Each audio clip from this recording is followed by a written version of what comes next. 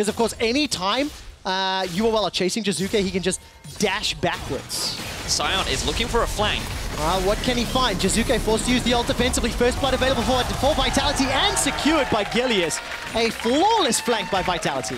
But of course, because Cold was top lane, Super Mega Death Rocket not going to kill Exile. Good aim there, though. Because now Jizuke's in a little bit of trouble. He's going to phase dive away from the Emperor's Divide. Totoro's joined the fight. Jack Troll cancels the Abyssal Voyage as Gilius jumps in from the side. Now everybody's coming to the party. Unicorns taste their first kill, but will be unable to secure it. Totoro gets killed from the area damage. Now Unicorns in full retreat. White Knight flashes over the wall as Cabochon chases down Cold. Mini Trupax is excited, and Jack Troll licks him to death. Can't fight that. Oh, but we can with a bit of help. They're going to try. Jack Troll has come in. Four-man party in the bottom lane. Rooted up. That's going to be a kill onto White Knight. Mini Trupax is the recipient. Down in the bottom lane. Jizuke takes one with him.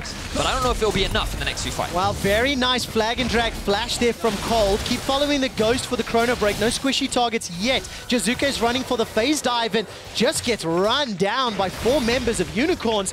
This will channel the teleport. It will be completed from Cabochon. The chase continues as Cold will put down the Cataclysm. Teleport completes for White Knight. The fight in the jungle. Defensive flashes from the Unicorns of Love as Vitality get excited. Mini Trupax is rampaging forward. Cold to use the flag and drag backwards. A flash forward to Mini Trupax. He misses 2. The tower's enlisted to help the Unicorns of Love. And that shield will not be broken. And it will be taken down. Vitality get themselves 2 kills. Jizuke! Not done yet.